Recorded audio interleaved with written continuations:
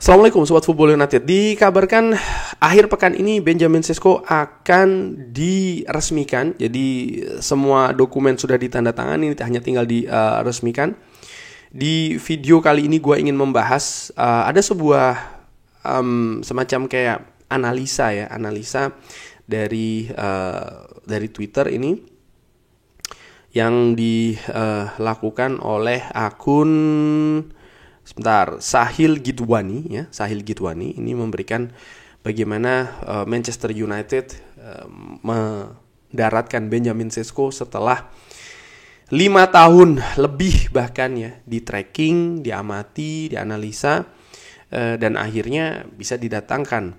Nah, apakah Benjamin Sesko ini jawaban, solusi juga ya dari permasalahan lini depan Manchester United? Ada beberapa analisa yang akan gue sampaikan ya di video kali ini. Jadi ya dia 22 tahun, striker dari Slovenia, bermain 2 musim penuh di Leipzig setelah dia penampilan luar biasa di Salzburg. Ada 251 penampilan dengan 106 gol total ya untuk klub dan juga negaranya. Dia ini cepat, eksplosif dalam transisi, dan dia sangat atletis ya. Apakah dia bisa menjadi striker di dalam kotak penalti atau striker yang suka lari di channel-channel, katakanlah seperti itu. Dia adalah finisher yang bagus dengan teknik yang luar biasa, dan ya dia memiliki kemampuan jumping yang sangat luar biasa. Ini yang diinformasikan di sana. Lalu ada juga analisa scouting ya tentang kemampuan dari Benjamin Sesko, di mana memang kalau gue lihat ini kemampuan terbesar tentu saja ada pada attacking dan juga possession. Ini luar biasa. Juga kemampuan defending serta dribbling setelahnya dari atribut-atribut Benjamin Sesko. Yang tentu saja yang paling tinggi adalah tentang kemampuan dia mencetak gol, kemampuan dia memberikan assist, dan juga kemampuan dari Benjamin Sesko ini untuk berduel secara defensif. Ini merupakan 3 atribut utama dibandingkan juga dengan atribut-atribut lainnya ya. Kemampuan dribbling dari Benjamin Sesko ini juga dianalisa memiliki persentase sukses yang tinggi, dan seperti gue katakan tadi ya, yaitu juga tetap ini pencetak gol dan juga memberikan assist. Bagaimana profil dari distribusi scoring ya, ataupun pencetak gol dari Benjamin Sesko? Ternyata dia ini profilnya lebih ke seorang poacher. Baru setelahnya advance forward dan juga inside forward. Selanjutnya dia baru berprofil sebagai target man. Jadi dia bukan tipe yang seperti kayak target man ataupun false nine ataukah winger. Ini bukan ya, tapi lebih ke poacher dan juga advance forward. Jadi dia memang tipe sebagai, menurut gue ya, lebih ke forward daripada seorang katakanlah target man. Ini membuktikan juga bahwa memang profil dari Benjamin Sesko ini merupakan striker yang mobile, yang memiliki intensitas yang tinggi dalam permainannya, di mana intensitas yang tinggi ini merupakan profil penting di sistem permainan dari Ruben Amorim. Nah, jika dibandingkan dengan striker Manchester United saat ini, Rasmus Højlund ya, tentu saja menurut gue ini tidak 100% apple to apple. Kenapa? Rasmus Højlund musim lalu bermain di Manchester United, sementara Benjamin Sesko bermain di Bundesliga bersama dengan Red Bull Leipzig. Tentu saja kompetisinya berbeda, klubnya beda, tekanannya berbeda, keadaannya berbeda ya.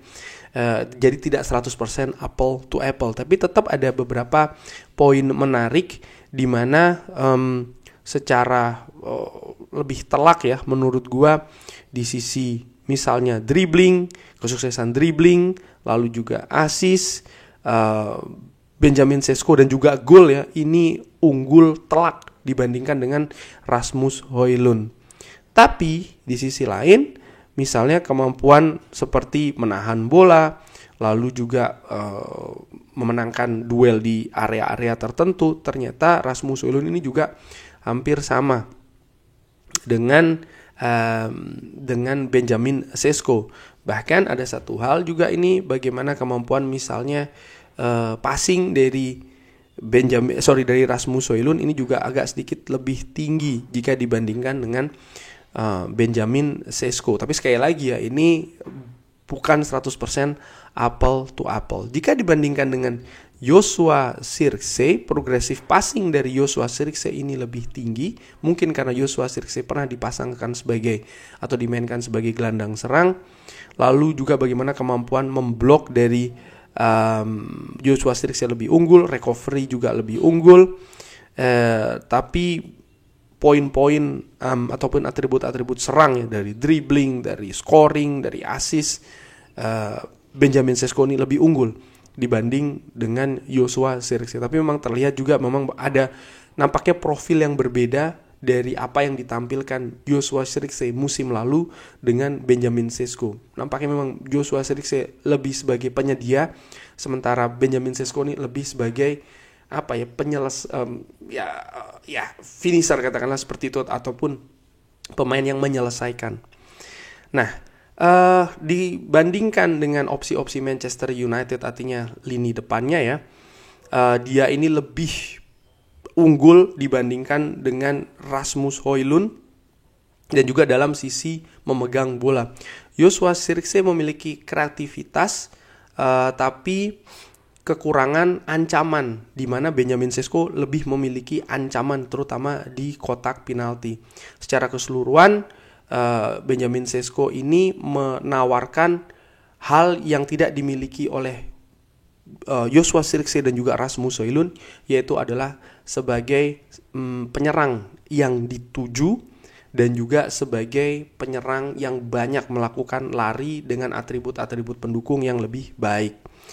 Nah, Sahil Gituan ini juga membandingkan dengan Ollie Watkins, di mana harganya lebih rendah, tapi dianggap sudah melampaui titik tingginya ya, ataupun titik puncak sebagai pemain. Dia memiliki kemampuan yang bagus dalam mencetak gol di Premier League, tapi Benjamin Sesko dinilai memiliki potensi yang lebih besar. Dia lebih muda dan juga lebih dinamis.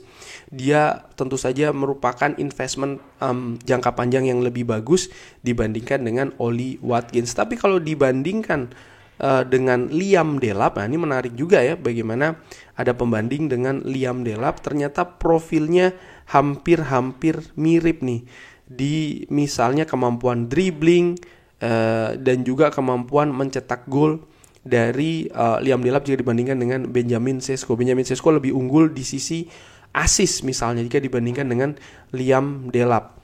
Tapi ya Liam Delap diinformasikan di awal bursa transfer dengan angka yang lebih murah ya, jauh lebih murah, yaitu adalah 30 juta dibandingkan dengan Benjamin Sesko yang jauh lebih tinggi. Chelsea berhasil memenangkan perburuan tersebut.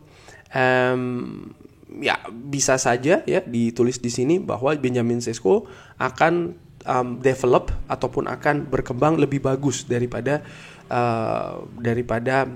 Liam Delap. Tapi menurut gue inilah fungsi yang harus dilakukan oleh tim kepelatihan, di mana mereka sudah memiliki pemain ya, baik itu Chelsea dan juga Manchester United, tentu saja tinggal bagaimana mereka mengasah nih. Bisa jadi butuh waktu, bisa jadi secara langsung dan stabil, kan itu sebenarnya yang dicari. Jadi misalnya saat ini ada pemberitaan ya Liam Delap begini dan begitu, tapi apakah ini akan menjamin bahwa dia akan akan flop atau seperti apa? Menurut gue masih terlalu awal ya disimpulkan. Pun juga seorang Benjamin Sesko, ada optimisme iya, tapi tetap harus dijaga dan ditingkatkan dengan cara ini tadi ya. Tim kepelatihan memiliki faktor kunci di sana. Disebutkan ya terakhir bahwa analisanya Benjamin Sesko ini tidak perfect, masih mentah, tapi dia ini memiliki potensi yang bagus di duel 1 lawan 1, lalu juga finishing jarak dekat, dan karena kemampuan atletis dia yang bagus, dia ini ya merupakan salah satu keunggulannya ya, yaitu adalah bermain dengan intensitas yang tinggi. Dia butuh peningkatan di pengambilan keputusan, tidak bisa hanya selalu melakukan finishing dengan power, dengan kekuatan, tapi tetap harus ditambahkan variasi-variasi. Dan yang terpenting juga bagaimana tim ya, ini harus membantu Benjamin Sesko. Kedua pemain Højlund dan juga Zirkzee ini memiliki volume tembakan yang rendah. Manchester United tidak menciptakan, atau para pemain Manchester United tidak menciptakan peluang yang cukup banyak bagi kedua pemain tersebut. Dan ini harus berganti dengan Benjamin Sesko untuk bisa mengeluarkan kemampuan terbaik dari Benjamin Sesko. Dia masih mentah di sini, tapi semakin sering digunakan dia akan semakin bagus. Dan menurut gue ya ini sangat masuk akal sekali ya. Support juga sangat penting dari pemain-pemain di atas lapangan. Distribusi bola, umpan-umpan kunci kepada Benjamin Sesko ini sangat penting. Sepak bola adalah permainan tim, bukan permainan individu. Segala analisa terkait dengan kemampuan teknis individu Benjamin Sesko di klub sebelumnya ini merupakan hal yang bagus tentu saja ya, informasi ini. Tapi seperti gue katakan, Red Bull Leipzig bukan Manchester United, Liga Inggris bukan Bundesliga. Dan yang terpenting juga rekan-rekannya di atas lapangan. Benjamin Sesko harus paham rekan-rekannya pun juga harus paham Benjamin Sesko. Seperti apa gaya permainannya, apa yang diinginkannya, gayanya seperti apa, dan lain-lain. Menurut gue ini juga penting. Jika tidak, ya percuma saja memiliki striker dengan potensi besar, tapi tidak mendapatkan dukungan support yang seharusnya secara bukan cuma diberikan saja, tapi secara konsisten diberikan di atas lapangan oleh para pemain di atas lapangan. Bukan hanya 1, 2, 3 individu saja, tapi oleh seluruhnya. Baik itu pergerakan tanpa bola, dengan bola, dan lain-lain. Jadi menurut gue ini merupakan faktor yang sangat signifikan. Komunikasi itu penting, tentu saja ya, untuk bisa memiliki kesepahaman yang bagus. Komunikasi ini penting. Penyatuan juga penting ya, antara squad ini. Jadi ada banyak faktor yang menurut gue di luar faktor teknis yang juga sangat menentukan kemampuan ataupun juga kontribusi Benjamin Sesko secara teknis di atas lapangan. Kurang lebih seperti itu, Sobat Football United. Bagaimana? Seperti biasa, jika ada komentar lain silahkan drop di kolom komen. Terima kasih sudah menyaksikan. Jangan lupa like, sholat, dan juga subscribe. Wassalamualaikum warahmatullahi wabarakatuh. Thank you.